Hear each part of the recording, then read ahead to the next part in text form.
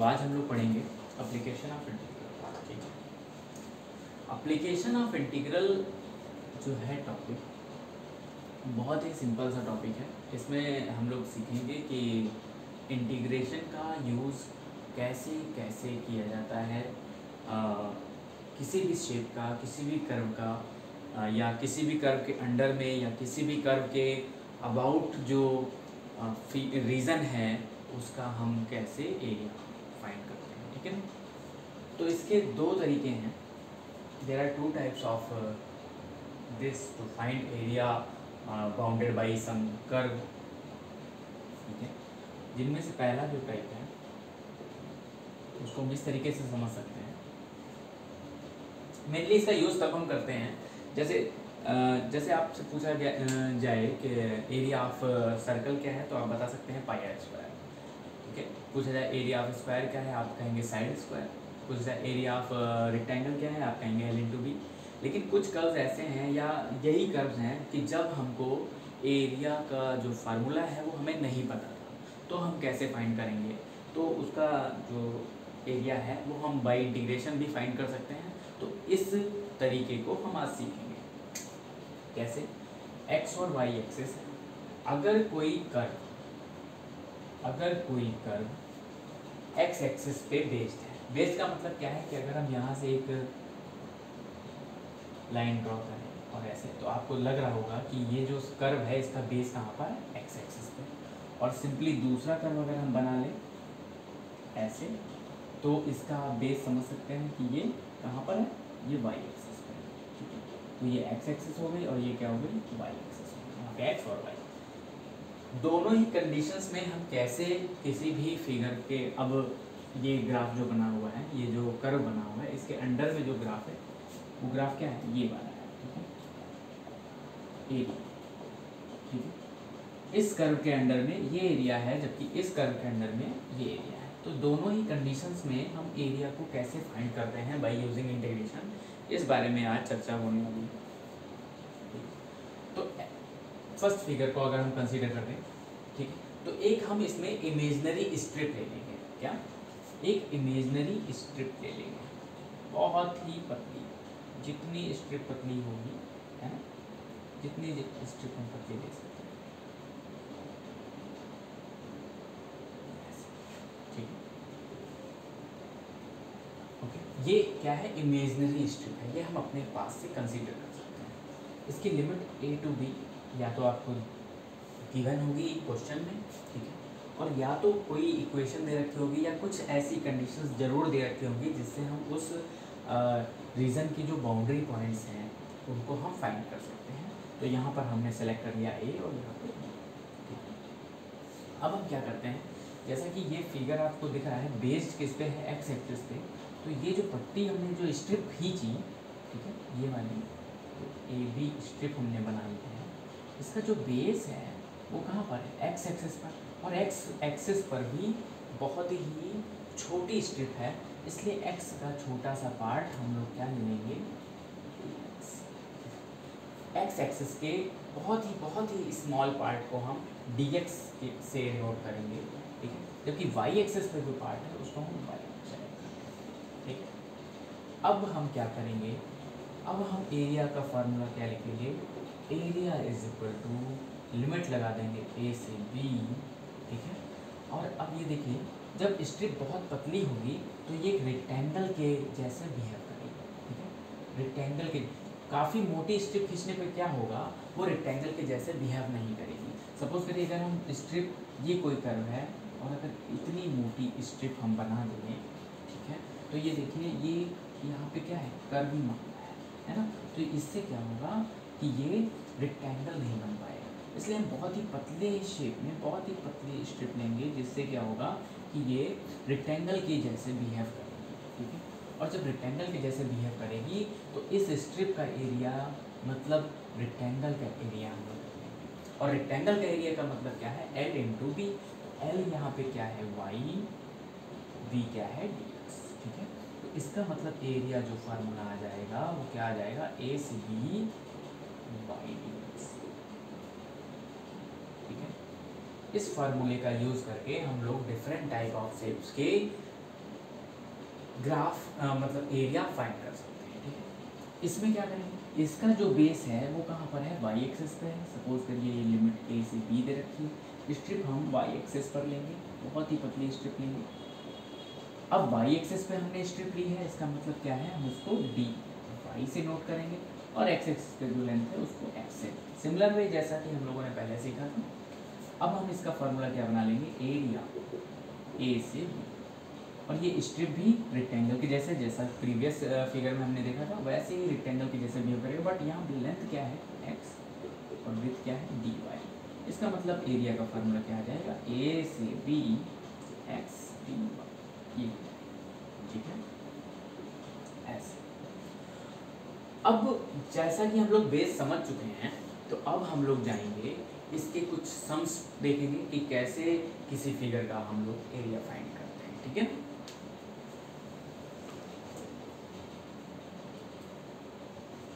इसको मिटा देता हूँ।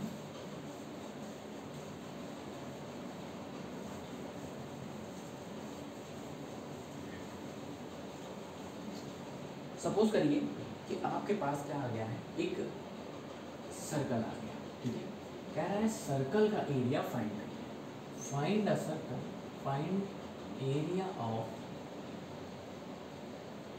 Circle x square plus y square is equal to a square. ठीक है, तो अब आपको जैसे कॉनिक सेक्शन में हमने 11th सेक्शन में पढ़ा था कि कॉनिक सेक्शन में हमने क्या क्या पढ़ा, सर्कल पढ़ा, ठीक है, कोन पढ़ा और पैराबोला पढ़ा। ठीक है, पैराबोला पढ़ने के बाद हम लोगों ने एलिप्स पढ़ा और हाइपरबोला। तो इन सारे ग्राफ का हमें बहुत ही अच्छी तरीके से रिवीजन होना चाहिए। ठीक है, तो x square plus y square is equal to a square हमने पढ़ा है, तो इसका सेंटर क्या हो जाएगा 0,0 और इसकी रेडियस क्या हो जाएगी ए। इतना हमें बात समझ में आ रही है। हम क्या करेंगे, इसका एक फिगर ड्रॉ कर लेंगे एक्स और वाई। ये क्या बन गया, हमारा सर्कल बन गया, इसका सेंटर 0,0 है।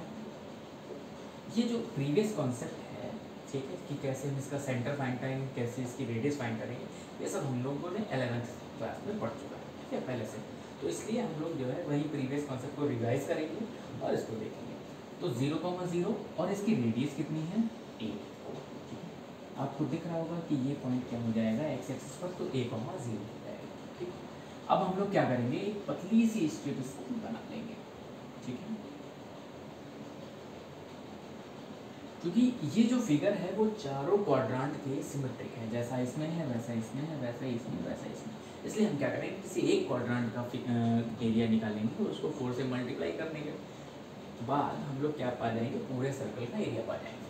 ठीक है, तो एक स्ट्रिप हमने पतली से ले ली, एक्स एक्सिस पे dx और ये क्या हो जाएगा वो। ठीक है, ध्यान रहे कि हम बेस जिस पर लेंगे है ना उसको dx मानेंगे ना, एक्स एक्सिस पे dx है। ठीक है, तो क्या करेंगे, लिमिट देखिए क्या लिखी हुई है 0 से a। तो आप एरिया ऑफ क्वाड्रांट निकालने जा रहे हैं, क्या करेगा 0 से a y dx, y dx, y क्या हो जाएगी, इसकी लेंथ हो जाएगी और ब्रेथ क्या हो जाएगी, इसकी dx हो जाएगी। तो 0 से a। अब y जो है वो हम सेलेक्ट कहाँ से करें, ये क्वेश्चन आता है। तो y हम सेलेक्ट करेंगे, आप देखिए y किस पे रन कर रहा है, ये रन कर रहा है सर्कल, है ना, तो सर्कल पे रन कर रहा है, इसलिए सर्कल की इक्वेशन से हम y की वैल्यू निकाल लेंगे। तो यहाँ से y की वैल्यू निकाल आएगी √a² माइनस x²। ठीक है, अच्छा इतना करने के बाद y की वैल्यू आप रख दीजिए a² माइनस x²। बहुत ही सिंपल। अब आप सिंपल इसका इंटीग्रेशन कर दीजिए जैसा कि आप करते ही हैं हमेशा से। Half x² minus x² plus a² sine inverse x/। ठीक है, लिमिट आप लगा दीजिए। अब आप क्या करेंगे, जैसा कि डिफिनेट इंटीग्रल को हम सॉल्व करते चले आ रहे हैं वैसे ही करेंगे। अपर लिमिट रखते हैं इसमें, तो क्या करेंगे, देखिए a रखने पे क्या होगा, a × a² माइनस a², मतलब ये पार्ट 0 हो जाएगा। ठीक है, प्लस लगा दिया। दूसरे में a रखना तो a² हो जाएगा sine inverse A by A minus zero रखा तो यहाँ की वजह से ये पार्ट जीरो और ये जीरो, कम्प्लीटली जीरो हो जाएगा। क्या आया, हाफ ए स्क्वायर और ये आ जाएगा pi by two, sine inverse 1 pi by 2। इसका मतलब क्या आ जाएगा, पाई ए स्क्वायर बाई 4। ठीक है, ये एक क्वाड्रांट का आपका एरिया, यूनिट स्क्वायर हो गया। अच्छा, अब हम क्या करेंगे, हमें क्या चाहिए, फुल सर्कल का एरिया। तो एरिया ऑफ सर्कल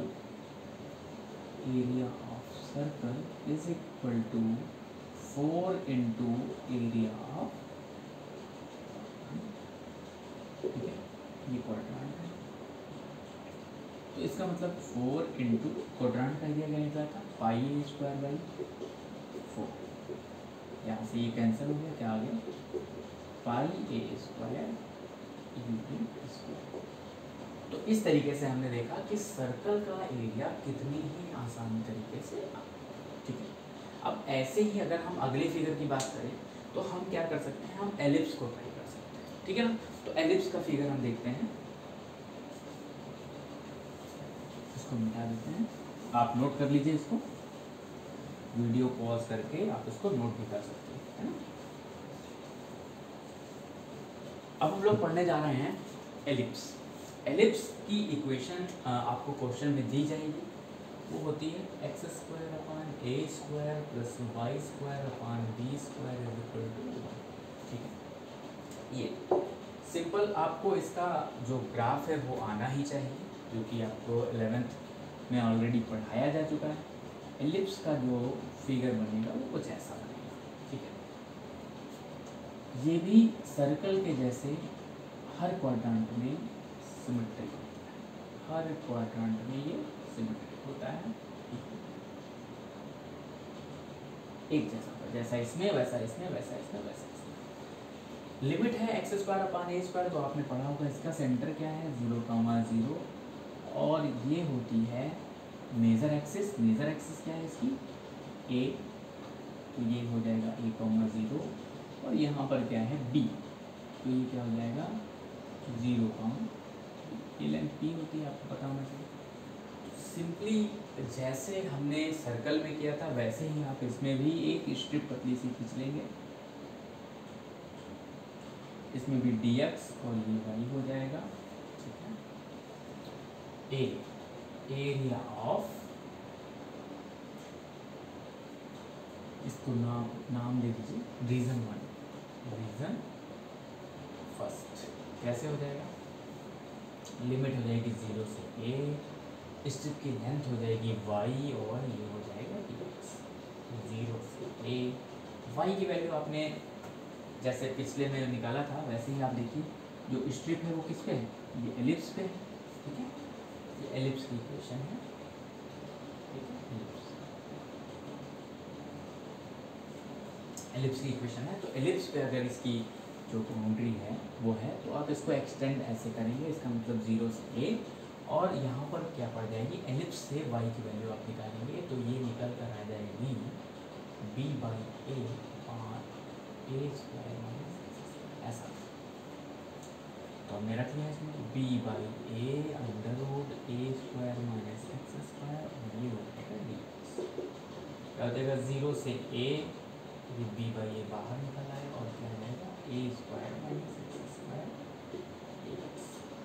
पहले के जैसे आप इसको भी इंटीग्रेट कर लीजिए, half X under root A square minus x square plus A square sine inverse X by A 0 से a, ठीक है।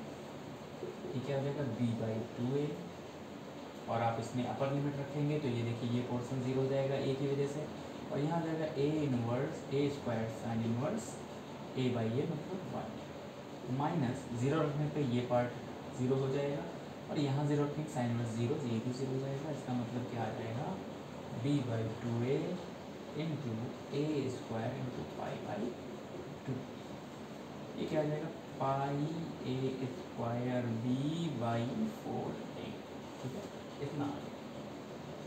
इसका मतलब क्या है, a से a कट गया, क्या आया पाई ए बी बाई, ये क्या है, ये फर्स्ट रीजन का है। और ऐसे ही सिमेट्रिक रीजन हमारे पास कितने हैं, 4 हैं। तो एरिया ऑफ एलिप्स क्या हो जाएगा, 4 into area of region, region क्या हो जाएगा 1, मतलब 4 into pi A B, pi 4 cancel हो गया, pi A B unit square, unit square मतलब क्या है कि अगर रेडियस सेंटीमीटर में है तो सेंटीमीटर कर देंगे, तो ये आपका एरिया आ गया। तो एलिप्स का एरिया क्या हो जाएगा, पाई इंटू ए इंटू बी, ठीक है। तो मुझे ऐसा लग रहा है कि आपको समझ में आ रहा होगा, और नहीं अगर समझ में आ रहा है या कोई भी डाउट अगर इसमें है, कोई भी समस्या आ रही है, तो आप कमेंट सेक्शन में आप कमेंट कर सकते हैं और मुझे बता सकते हैं कि सर ये समस्या है। तो आपको मैं पूरी कोशिश करूँगा कि आपको बहुत ही ज़्यादा अच्छे से समझ में आए, ठीक है। अब हम लोग क्या करने जा रहे हैं, अब हम लोग करेंगे इसकी एक्सरसाइज को सॉल्व। तो एक्सरसाइज हम लोग 8.1 में एनसीईआरटी पे देखते हैं फिलहाल, फिर हम लोग जो है आरडी वगैरह को लगाएंगे या कोई और भी जो रेफरेंस बुक है, ठीक है। तो अब हम लोग बात करेंगे एक्सरसाइज 8.1 की।